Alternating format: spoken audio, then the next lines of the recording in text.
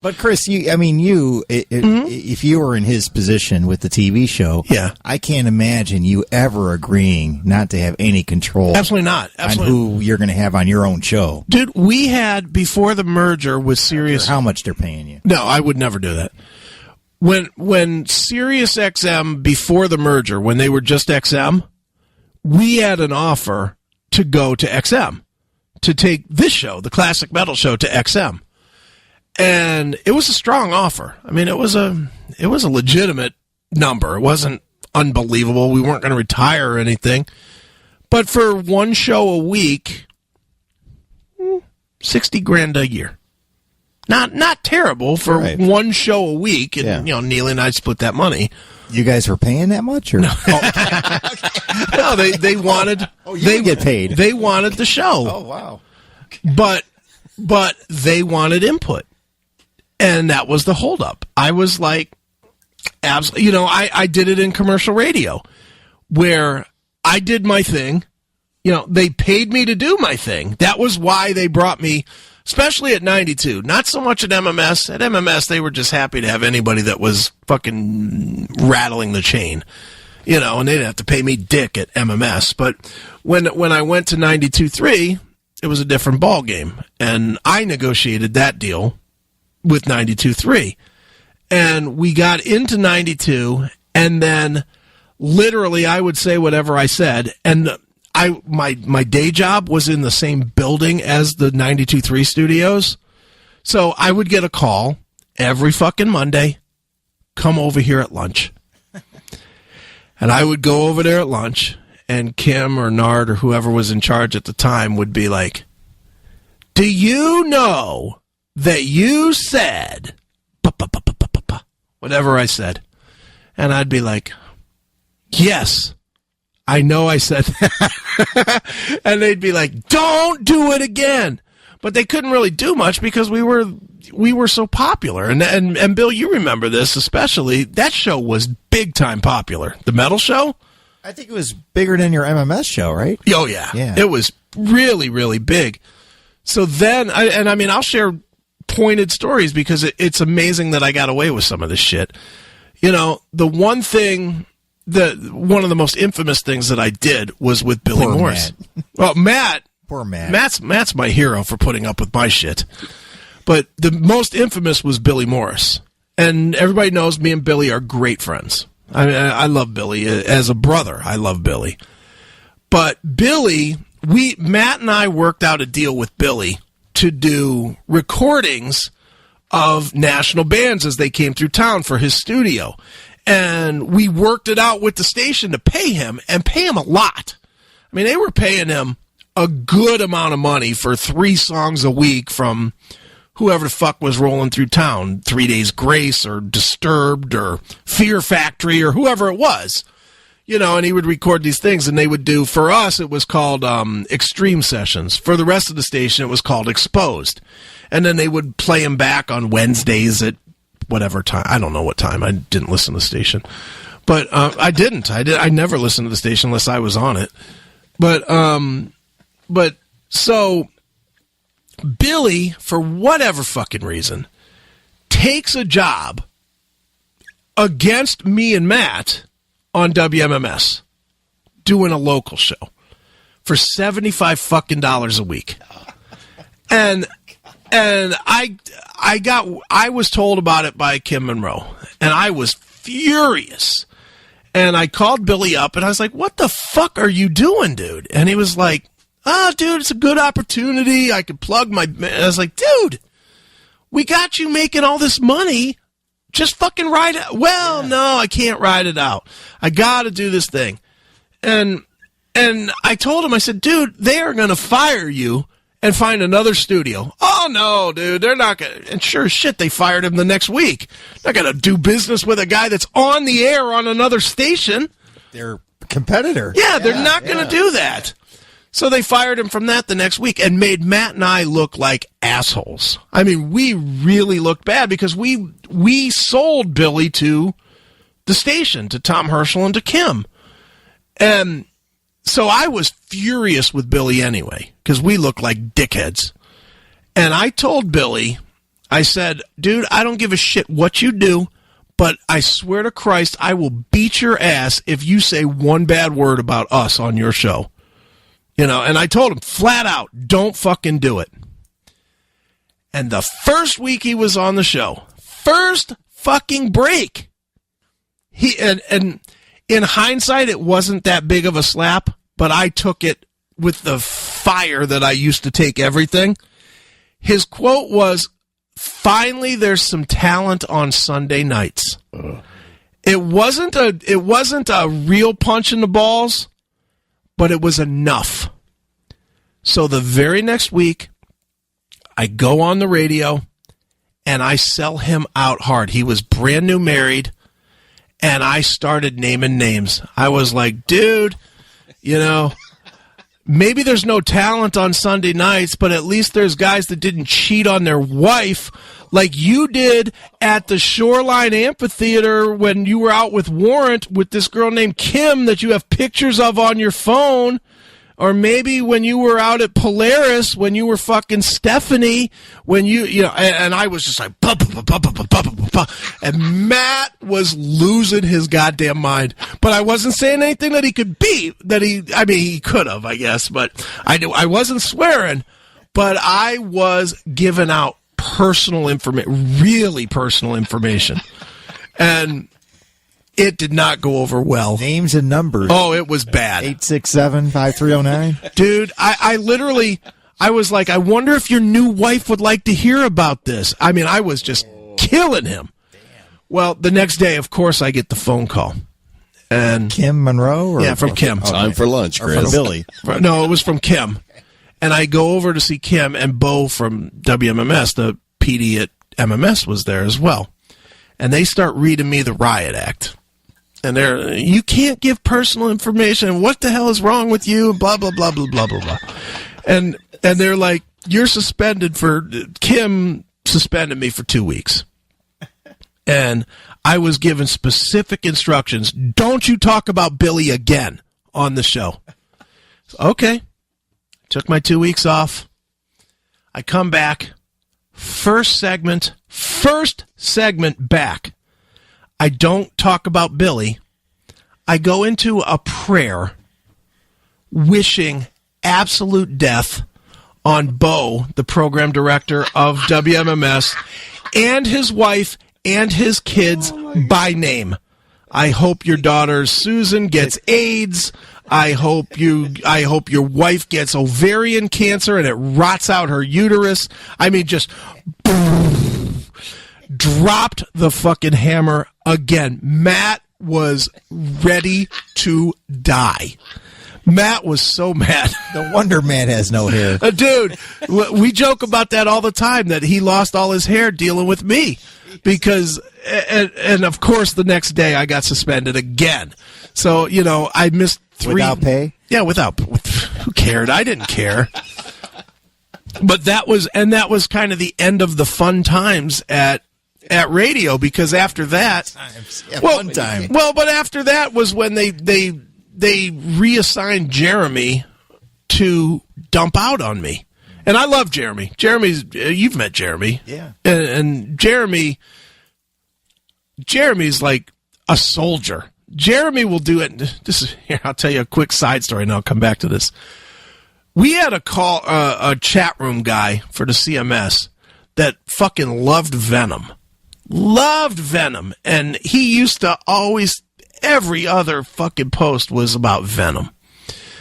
And so Neely and I started goofing on Venom, and we started talking about how Venom invented it. I don't even know how it got to this, but we started talking about, I think this guy said something about how Venom invented black metal.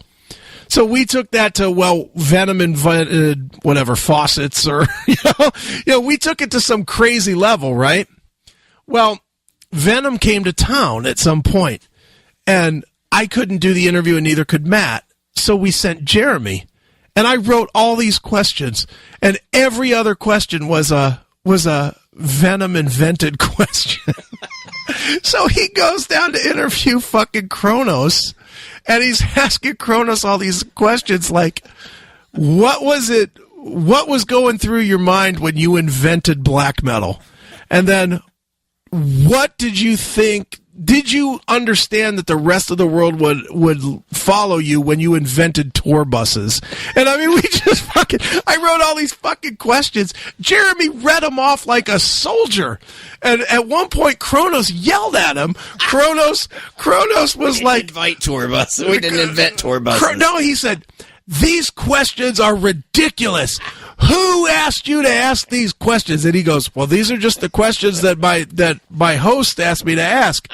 And then he followed right up with another invented question. I'm in league with Satan. These questions are beneath me. But then he followed right back behind after Cronus yelled at him with another question about them inventing something else.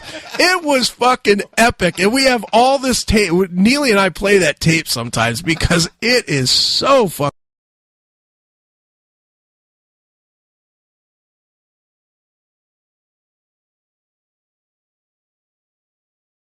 fun.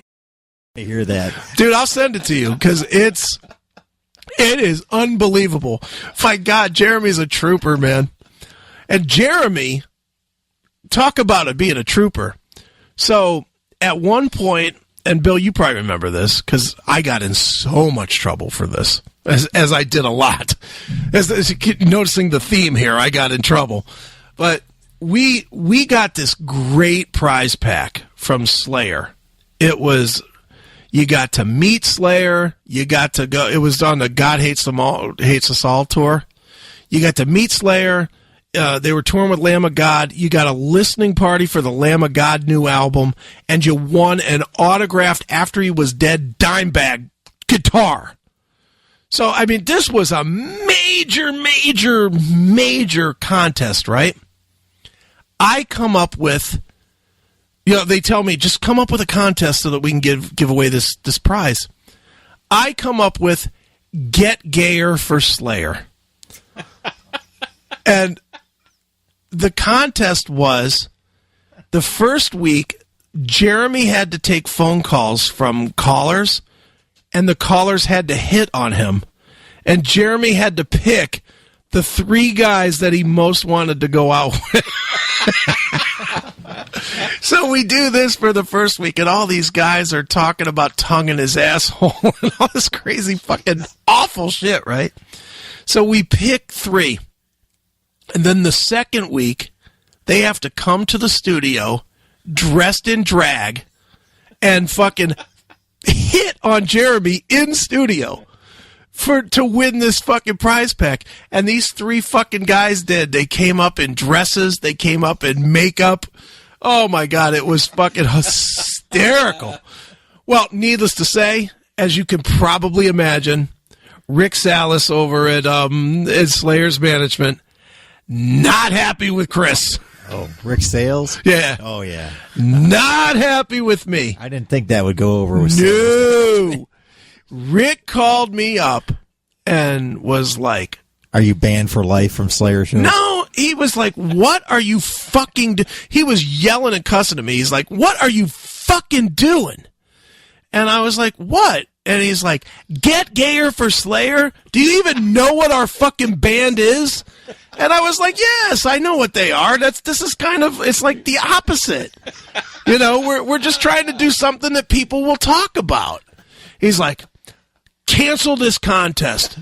And I was like, no, I'm not canceling the contest.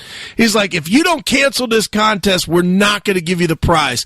And I told him flat out, I said, if you don't give us the prize, I'm going to tell people on the air that you fucking pulled the prize. Slayer fucking homophobes. Yeah, no, I wasn't going to do that. I was just going to say they pulled the prize, and I'll sell them out.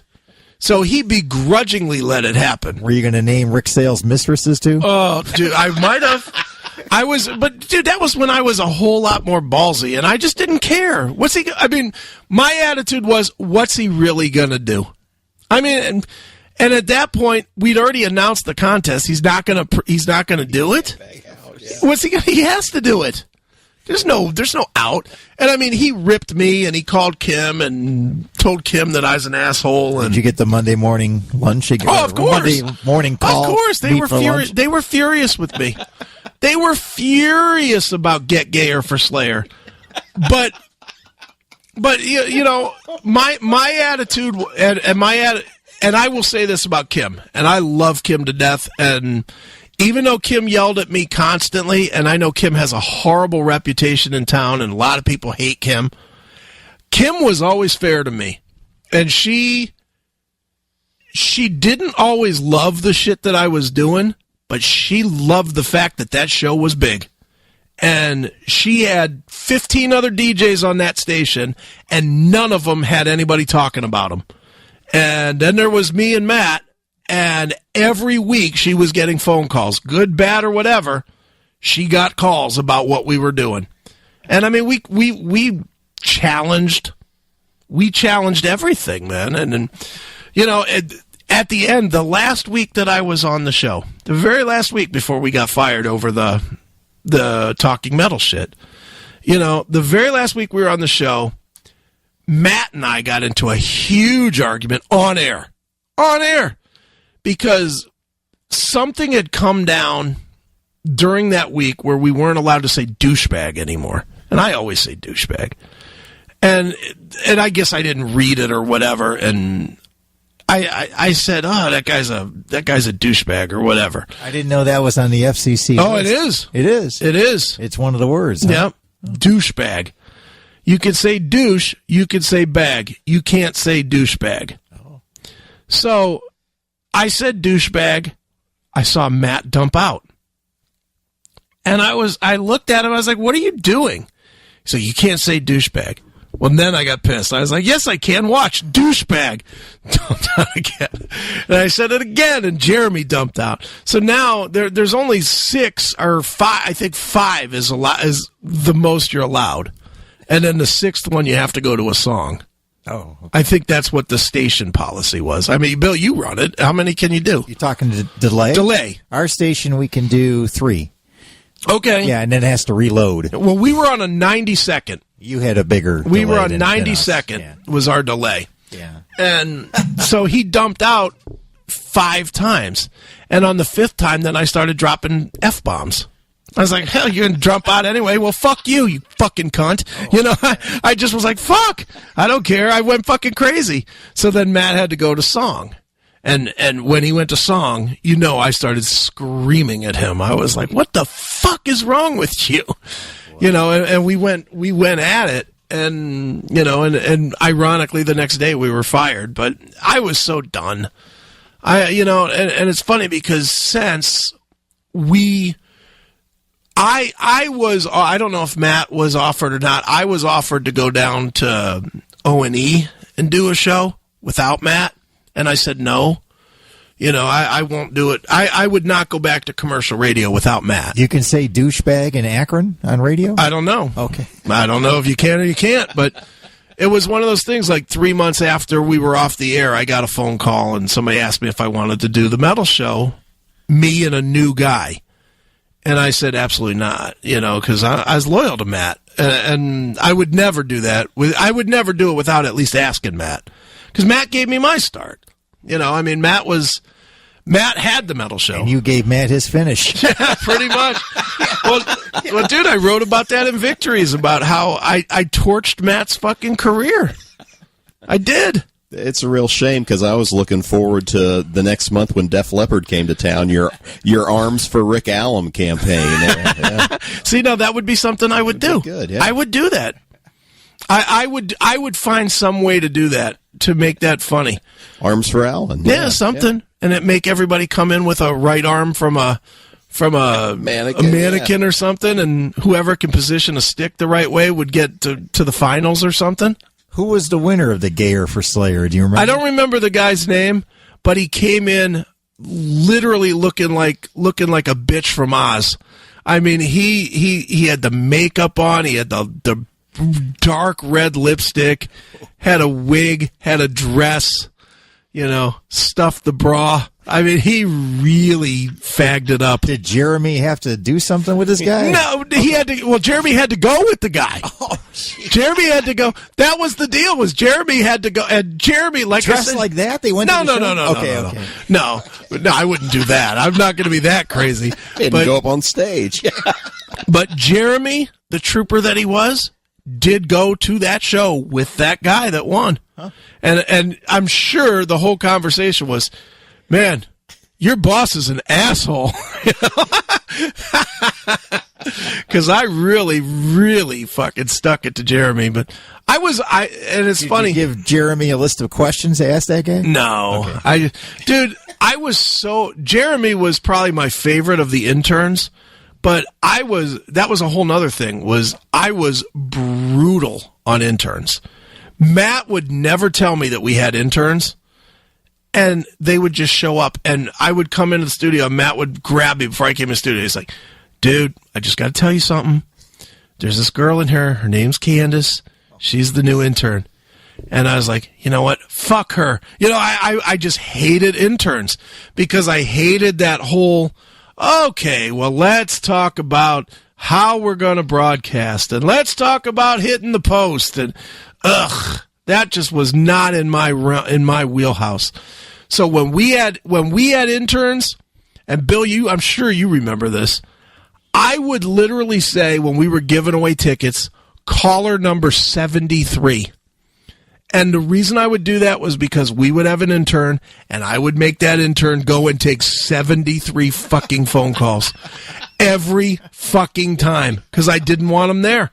And it took them out of the studio for 25 minutes while the same 5 guys would keep on calling 73 fucking times. I'm winning these overkill tickets. God damn it. Well, that would be it too. But I would whoever the intern was, I would make them. I would sit there at first and just watch them. Sorry, you're caller 21. Sorry, you're caller 22. Sorry, you're caller 23. I hated interns. I would make them do the worst shit. I would make them run back to my car to get my Gatorade, which I would leave in my car on purpose just so they had to go across the street to get my fucking Gatorade.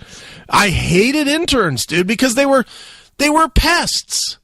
Like we had this other intern, John Kupo, and again, I'm friends with John now. When he was our intern, he wanted so badly to be part of the show. He really wanted to be part of the show, and I just wasn't having it. Matt would let him run the board. I mean, it was he was by far the most practiced intern we ever had. Matt would literally let him run the board and run the music, and Matt would sit next to me and we would just talk. That's all we did for the show when Kupo was our guy. Well, one day Kupo comes to this. He wanted so bad to be on the show. So one day he shows up dressed head to toe as Paul Stanley.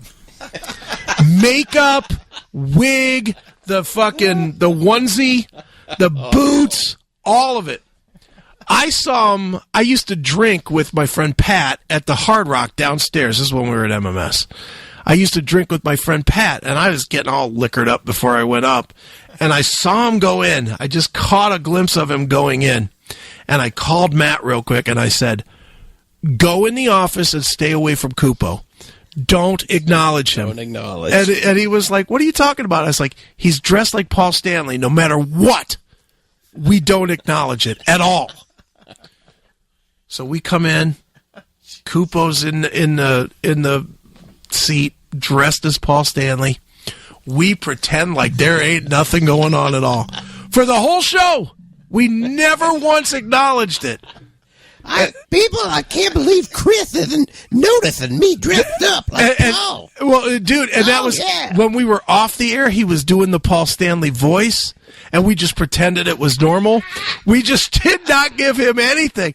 And he left the studio so fucking dejected, like head down into his chest, just sad. I dressed up like the Star Child, and nobody noticed. Oh, no. People! After being treated like this, I need some cold gin!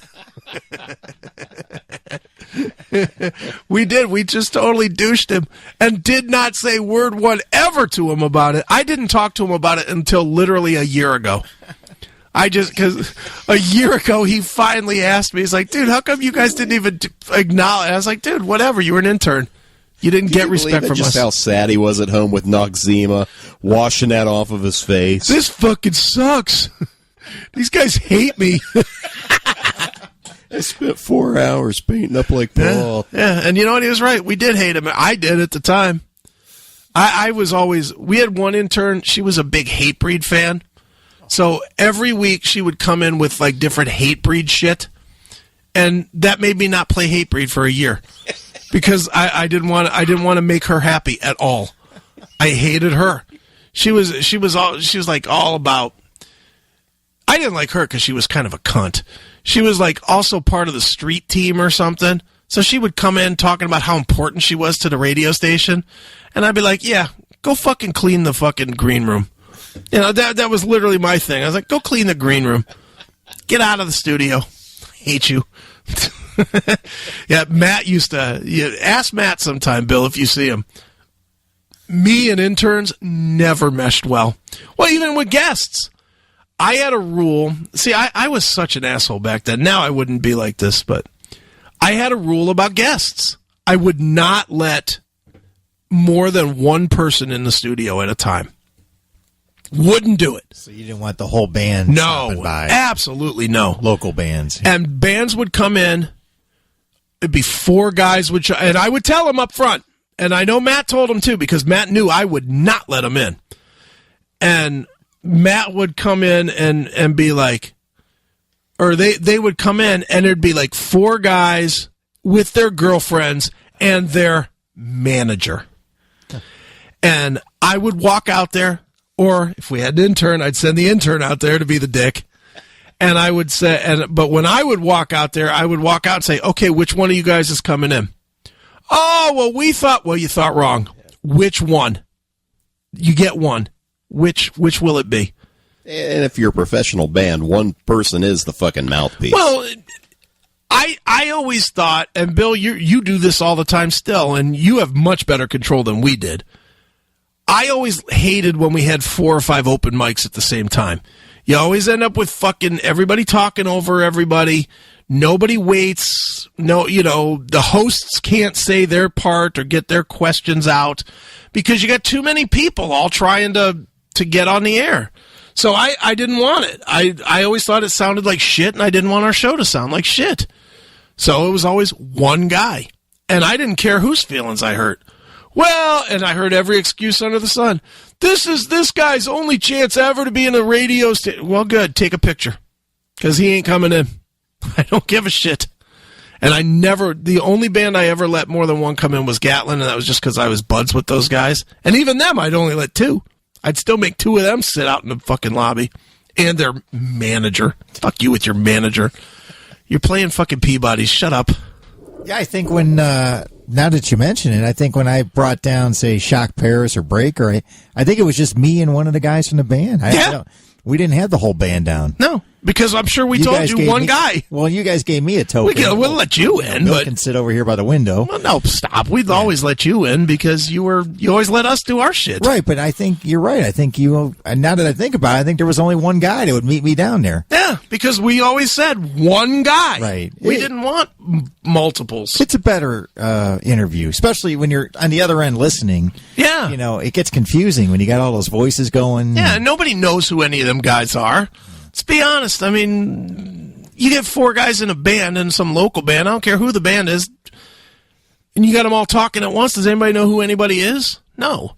So it always seems stupid to me. Let's just have one guy in. And even and if you think about this, Bill, even when you came in with a band, we would talk to you, we'd go to a song, then we'd come back and talk to the band. Right. We always did it that way. We were always organized, and that was me because I didn't want stupid, shitty sound. I always hated that. And a lot of the bands didn't like it, As you're well aware, one band wrote a song about what an asshole I was. I never had a song. You actually did. Do you still have it? Somewhere. What was that band? Defying Silence. You'll have to play that again sometime. Yeah, I gotta dig that up. You would love this, dude. I trashed their record, and they got pissed. So they wrote a song and recorded it about what an asshole I was. And then they got even more mad because I played it on the air and trashed them again. I like this. Let's play this. I think there were threatening. They wanted to meet you. They wanted to beat me up. Yeah, I was right. like, well, dude, and that was a whole nother thing that I used to do. Didn't you tell them like the time you leave the I station? did it all the you time. told them where you parked your car? Yep. Told them to meet me at this meter? Or, I told them all the time. Yeah. 5200 Oak Tree Boulevard in Independence. I walk out the door at 12:02. That's the analog version of the purple and yellow emojis. Yeah, there it is. Yeah, I wish we'd had Twitter then. I could have really thrown some purple emojis at them and taught them a thing or two.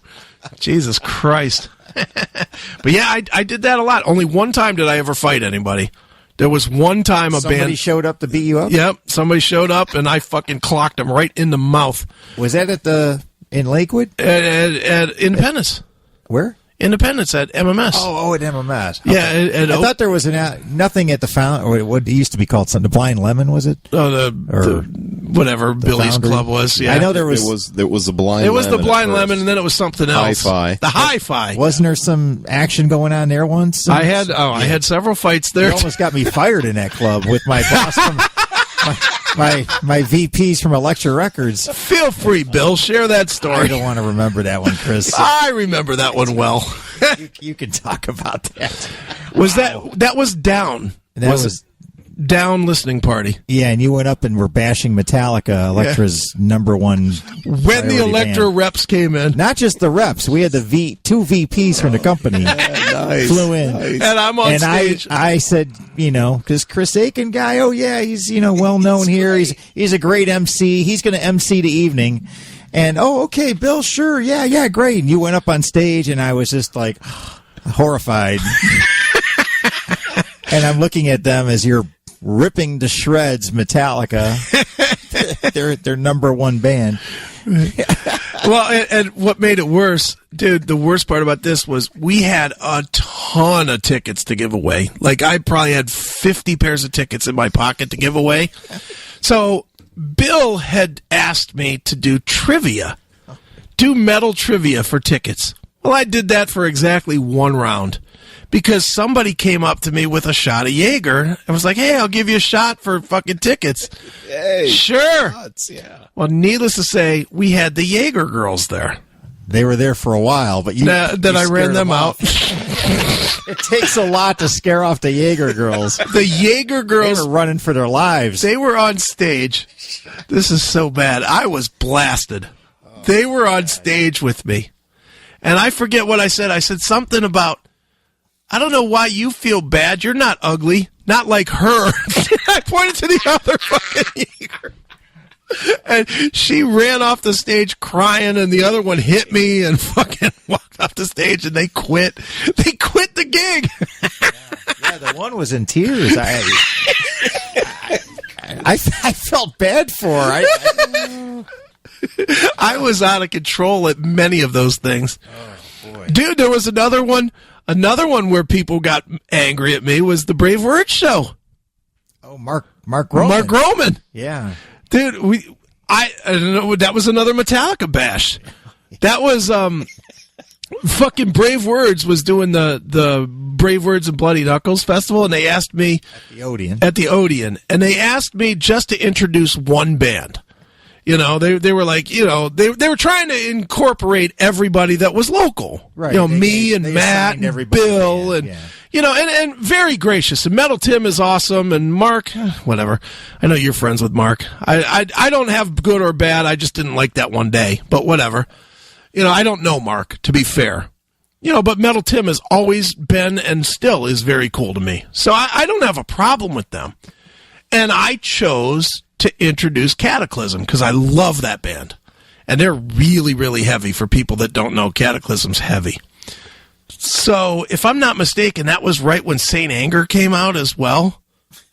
I think. 2005. It was, yeah. So, it's right behind Saint Anger. Right. And I get up on stage and I just start berating Metallica. And I didn't have any idea, but Brave Words was in the middle of negotiating a cover story with Metallica. I had no idea. No one said anything to me. Nobody said, Chris, don't bash Metallica. Well, nobody said anything to me about, don't say this or that or whatever, and I just assumed that they would have some idea of what I do. You know, I don't know. So I get up on stage and I just start fucking killing Metallica in Saint Anger. And the singer, what's that guy? Do you know that guy's name? From Alessandro or whatever his name is from Cataclysm, is standing off the side and he's rolling laughing. And I kept looking over, and so I kept going. That's great. You know, I was was like, very I love it. long-winded. I was like, and I just kept going and kept going and kept going. I kept looking, and he was like, yeah, you know, whatever. So then I introduced the band. I finally bring the band up, and they break into whatever they break into as I slither or whatever, and just destroying the room, right? Well, I walk off feeling triumphant as fuck. I was like, yeah, I killed that shit. And I had the whole crowd chanting and, you know, chanting for Metallica Cataclysm. sucks. Yeah, I had the crowd chanting about how much they hated Metallica and shit. I walk off, and Mark Groman and Tim are like, what the fuck are you doing? And I was like, what? And they were like, we're trying to work something out with Metallica, you fucking idiot. And I was like, how would I fucking know that? And I was like, look, the crowd's into this band. I did my job. And they were like, you're not allowed back on our stage again. Give me your pass. They took my pass. Oh, shit. They took my pass. They didn't throw me out, but they took my pass and put me back as a peon. You know? I told him to lighten up. It was funny. It was funny. The crowd loved it. The crowd loved it. And my Electra bosses weren't there, so I didn't care. Yeah. I wasn't getting fired this time. Well, your Electra bosses were mad, too, when I introed Pantera at Blossom, weren't they? Oh, yeah, I forgot about that. When I came out and said, you guys How aren't... many lives do I have in the record industry? 30 years down the drain with Chris Akin intros. That was that time when I said they weren't loud enough, so I was going to bring Poison out instead. Oh, yeah. And everybody started booing. Or how about the record exchange in store? The Pantera meet and greet, yeah. Another Electra event where they were throwing jugs of iced tea at us. Yeah. And they almost broke the store windows. They were chanting riot. Yeah. Dude, my coworker Hillary. Oh, I loved Hillary.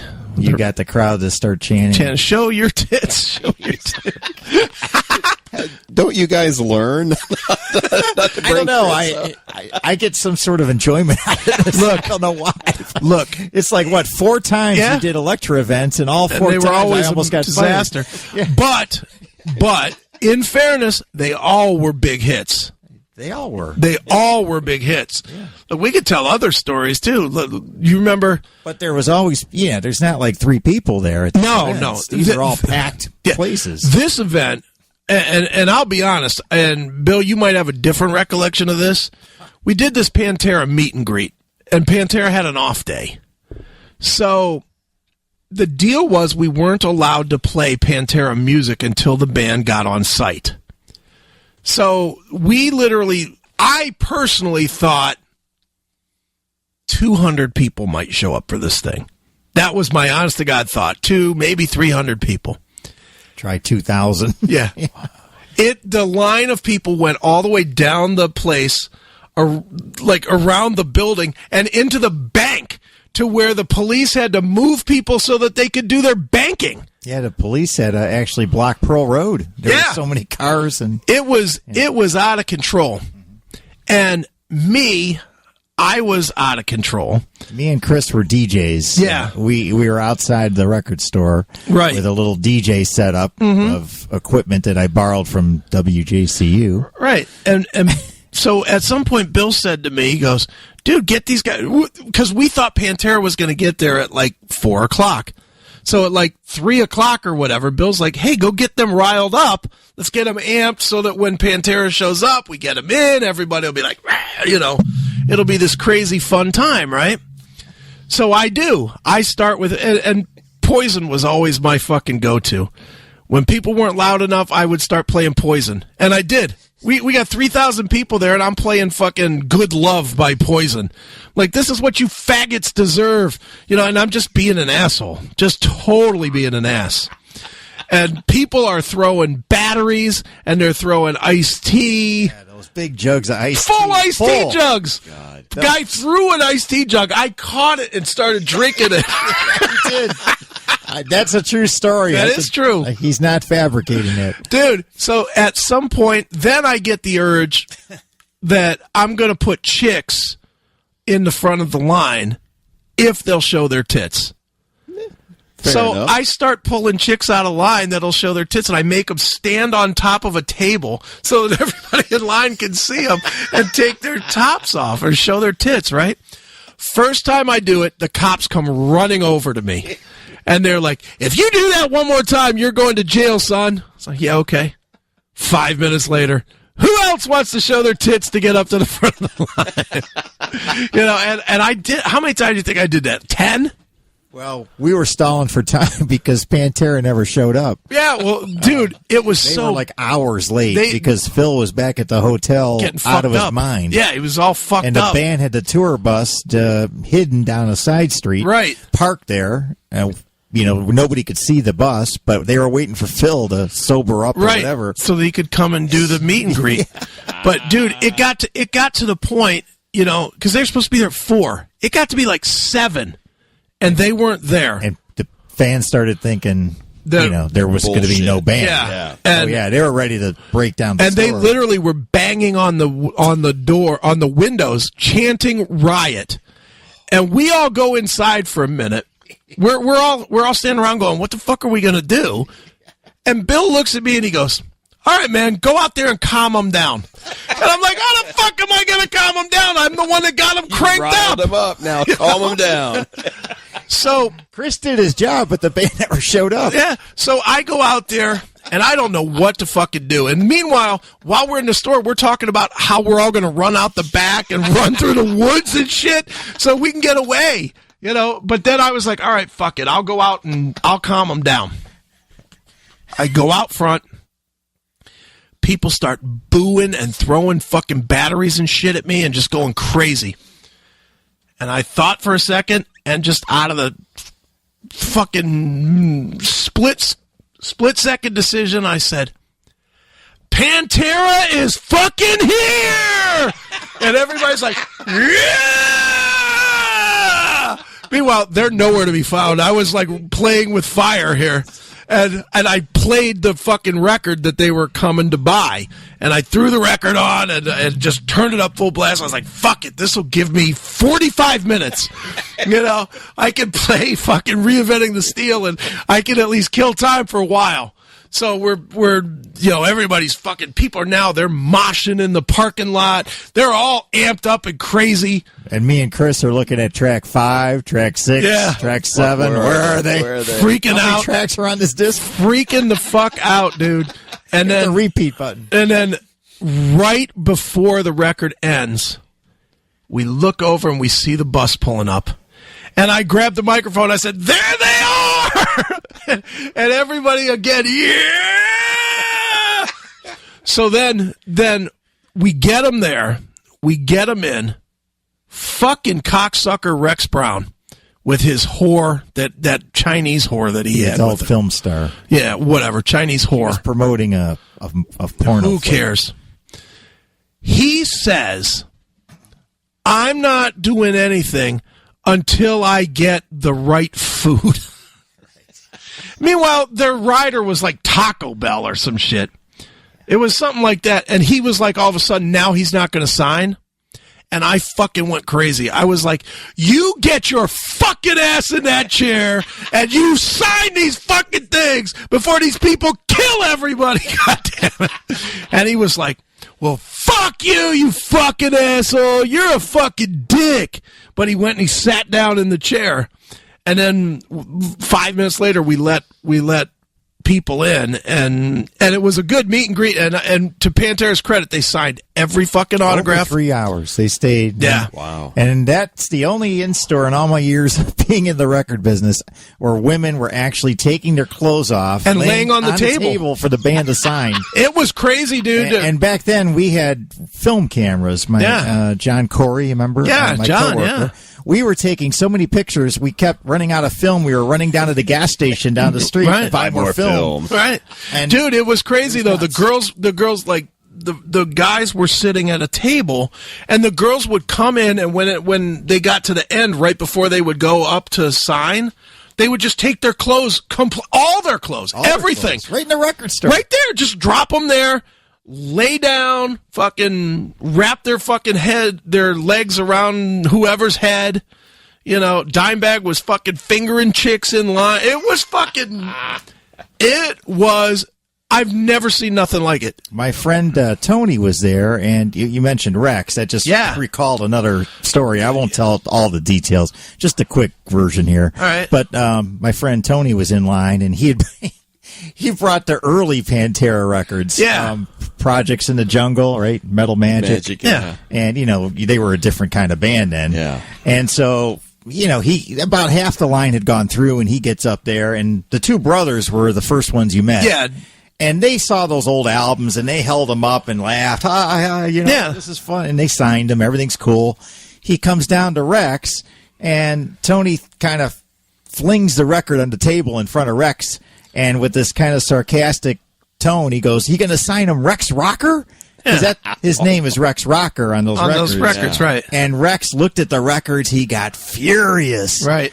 And he goes, "Phil, look at this fucking asshole bringing these records here to sign. Who does this fucking guy thinks he is, And Phil had shades on. I don't remember. Because he was stoned out of his mind. And he lifted his shades up and looked at the record, put his shades back, and then he's slowly took the marker to sign them. He's not even on those records. Yeah. And my friend Tony grabbed his arm. He goes, "No, you're not on those records."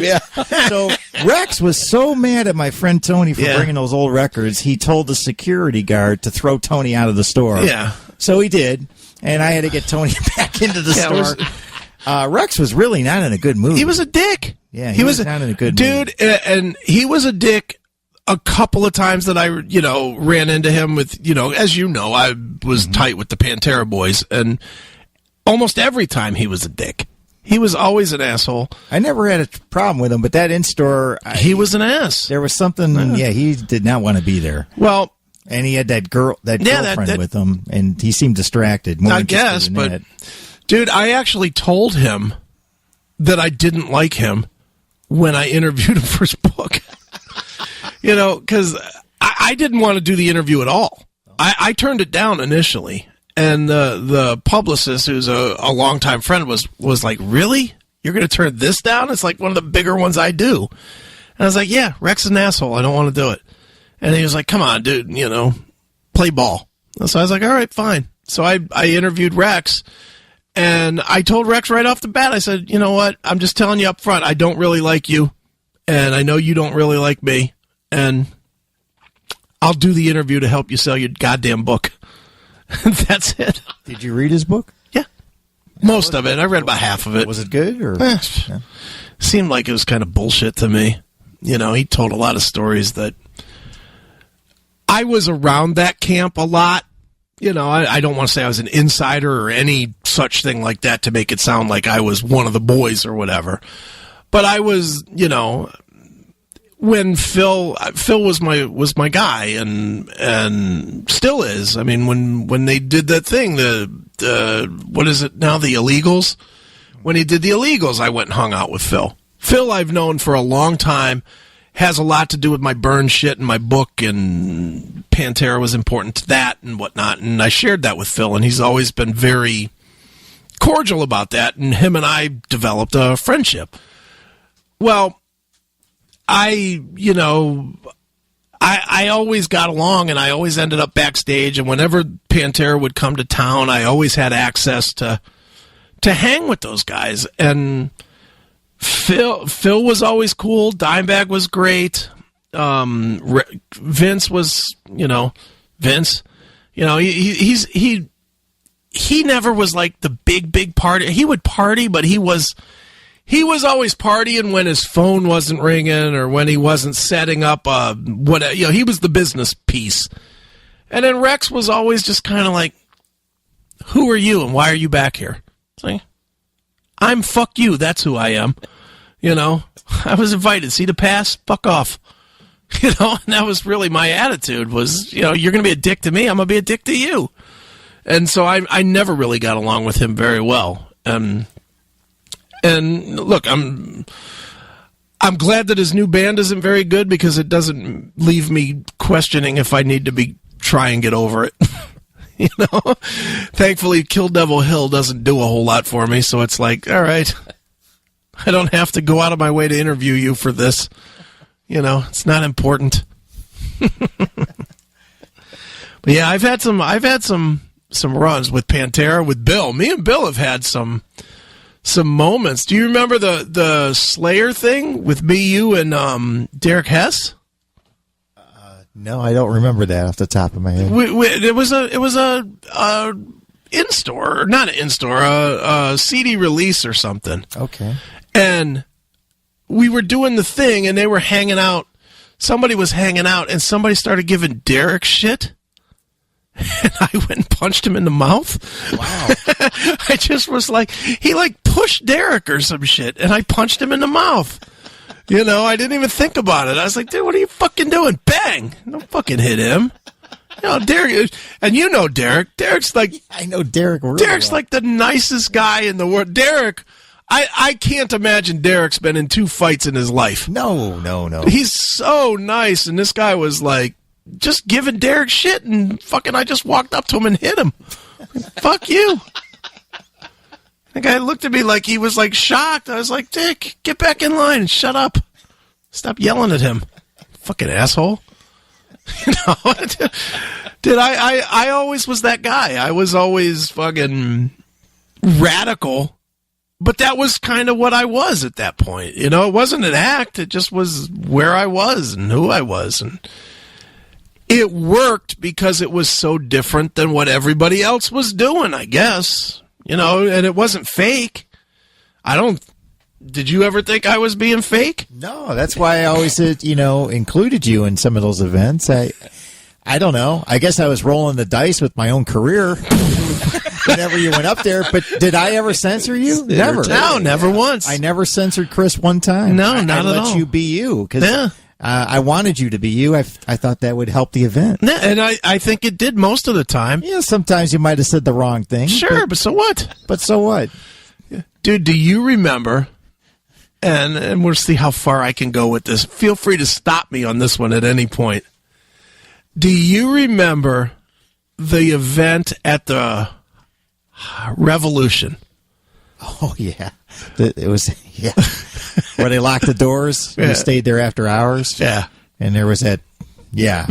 I remember that. I'll tell my piece of this. Bill really didn't do anything except sit at the bar in horror. In horror at what I was orchestrating. I think there was some illegal things going on. There was definitely some illegal things going on. Poor Billy Morris. We did this Pantera meeting or record release, the old listen to the record parties. Yeah. And it went well. It went fine. So after we closed the doors and we locked the doors, and there was a bunch of waitresses that were still working and some girls that just hung back. I don't know who those girls were, but I remember there was something filled with ice. Yeah, it like was a little swimming pool. Well, or a no, tub. they had those tubs that you put the beers in. Oh, yeah. And I remember, But all the ice melted. women were inside Well, of that. I tub. started pulling money out of my pocket. I had a pocket full of money, and because Billy paid me to do the event, so I had like $200 or something. So I started paying the girls to do crazy shit. And so the first one is I had 2 of the girls take off all their clothes and get in the ice bucket and start making out. And they did. And they did. So then I had another 2, one get up on a Pac-Man tabletop, and the other one start eating her pussy for $40. So then it got so fucking crazy. We had all this crazy shit going on. Billy was like, what the fuck are you doing? You know, I had all these girls doing all this crazy shit. Fucking, he had this one waitress that died now. I don't know if you remember the little short brunette girl that was there. I remember her. I didn't know she passed away. Yeah, she died. Okay. She comes over to me, and she sees me passing out money to everybody else, and she says, well, if you're passing out money, I'll suck your dick. And I was like, back then I was married and whatnot, so I wasn't doing that. But I literally looked at my friend Randy, Rockin' Randy Trask, and I said, I'll tell you what, I'll give you 40 if you fuck him. So she takes him in Billy's office. Billy had this tiny office that was as big as maybe from the door over to here, with a big-ass desk in it. It had this huge fucking desk, and she crawled up on the desk, because she's this little tiny girl, and fucking Randy is 6'6" or whatever. So she climbs up on Billy's desk with all this fucking paperwork, and Randy starts fucking her doggy style on this desk, and fucking all the fucking drippings or whatever of sex that happens when you're banging a chick doggy style is dripping down onto fucking Billy's paperwork.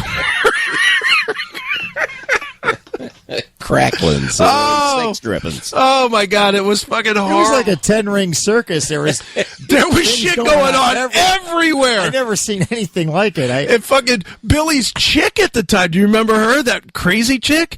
She was like there, and she was like cleaning up the table, and she had the best tits in the room. And I said to her, I just walked right up to her. I was like, hey, $20, show me your tits. And she's like, 30, I'll let you squeeze them. So she pulled her fucking shirt off, and fucking I'm squeezing Billy's chick's tits. Oh my God. It was fucking ridiculous. And it's all because you had that big stack of cash. Yeah. And it was just my pay. It was what I was being paid for doing the event. And I wasted all of it. I wasted every penny of it. You know. Did we leave when the sun was coming up? Yes. We dude, the worst part was I think I went to the McDonald's drive-thru for breakfast. I had to on my way home. That was on a Wednesday. Yeah. I had to work. I had to go to work in fucking Eastlake. This was a Yeah, that's pretty much what was going on. Fucking room knows. Fucking I had to go, that was all the way out on the west side. I had to come back to Twinsburg, change clothes, and go to Eaton in Eastlake where I worked. So I left the club at 5 o'clock. 5 a.m., drive home. My ex was furious. She's like, where the fuck have you been? I said, I was at the club. The event went late. Yeah, it went late, all right. That Bill Peters guy again. Yeah, it went late, all right. and sure to be in her book. And then I take a 2-second shower and I go back to work. And I worked a fucking another 8 hours, no sleep, still fucking drunk, didn't care. Was like, whatever. It was a party. I couldn't believe what I witnessed. I mean, it took me like a good 12 hours to actually, did I really just witness what I just saw? Tell me that was Billy's not, bar. That was not the nuttiest thing of all time. Billy loved it, but he was a little nervous, I think, about... if a cop would have walked in, we were done. Seriously, if a cop would have come in, we were all going to jail. Because everything we were doing was illegal. Everything we were doing. I mean, you can't do that. You can't have fucking live fucking in a club for money. It's fucking prostitution. It was fucking... It was retarded. But it was like the most fun. It's one of those things. Anybody that was there, they sure as fuck remember that one. There was a few people there. There was plenty of people there. Yeah. There were lots of people that were at that event, dude. that thing on the chat room is just it's haunting. Let me see. Bill and I just keep watching it. We just keep looking over, going, "What the shit?" Your chat room people are amazing. Yeah. It's almost 3 a.m. and they're still going strong. Well, I mean, when you can see a girl getting her face beat in by 2 dicks, Jesus Christ, that's a bit much. I don't know that I find her that hot.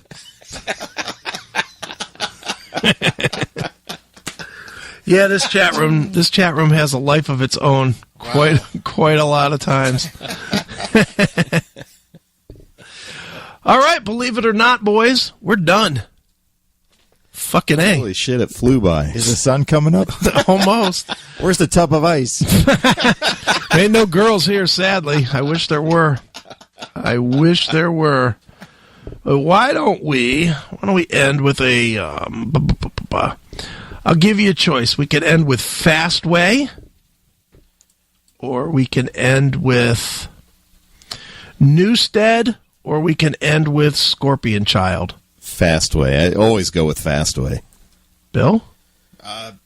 Sure, I'm just a guest here, so whatever you guys want. Are we going to play Far, Far From Home? I'm going to play Give It Some Action. I don't like Scorpion. Well, I like Scorpion Child, but I'm bummed out because none of them are offspring of the Scorpions.